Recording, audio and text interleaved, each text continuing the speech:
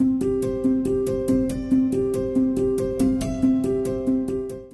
I'm Stonetta, and welcome to my channel. Here, we'll capture the beauty of simple living while enjoying all the cozy things. So today I want to show you two simple things. The first one is to make a yummy fall soup, and we're going to do that using leftovers. That's right. So simple, you're not wasting your food, and you're making something new for your family that you know that they're going to love. The second thing, we're gonna make a delicious apple dessert using Granny Smith apples that is so simple, and it is ready out of the oven in about 45 minutes from start to finish. Super simple, your family's gonna love it. The first recipe is chicken tortilla soup. In this bowl I have leftovers from chicken tacos. I'll share the recipe below, but it has boneless chicken thighs, salsa, black beans, chicken broth, and spices. Now let's add this. It's probably about 2 cups worth into our crock pot.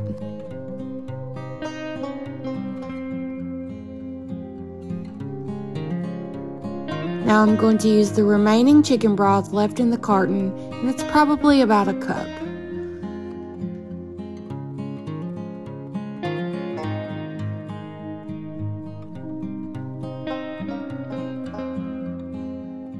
Now I'm going to add a whole chicken broth container.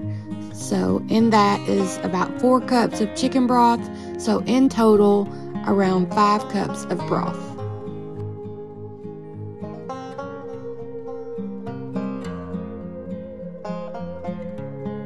Next, I'm going to add whole kernel corn that is drained and 1 can of diced tomatoes, also drained.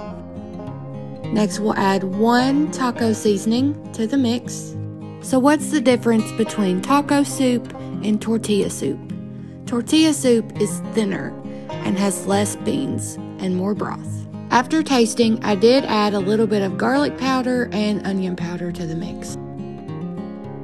Now cook this on low for 6 to 8 hours and it'll be ready to serve. And for dessert, apple crumble. This recipe is so easy. Start out by peeling 2.5 pounds of Granny Smith apples.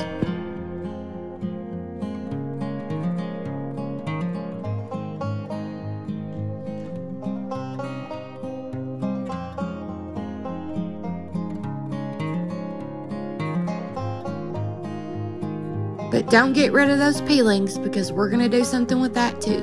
So save them to the side.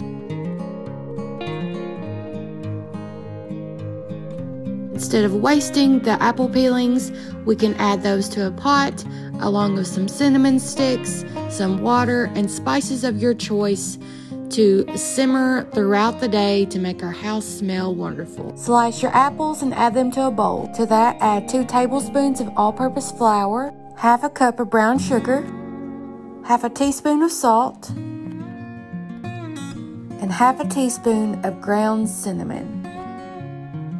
You've now made your crumble filling, so now it's time to gently toss the apples in the mixture until all are coated.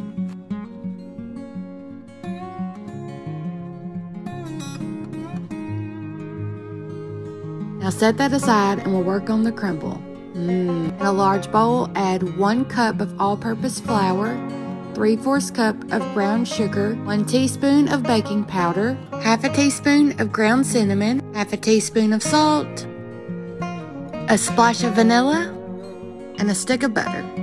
I kind of over melted mine, but that's okay. Now we're gonna mix that together. I start out by using a spatula, and then I'm gonna move to my hands.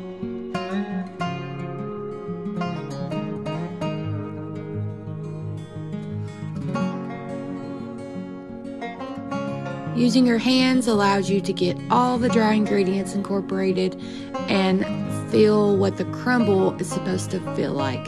It's going to be like a soft, gooey crumble mixture, hence the name Crumble. Now in a baking dish, add your apple mixture to the bottom. Don't forget all the goodness in the bottom of the bowl.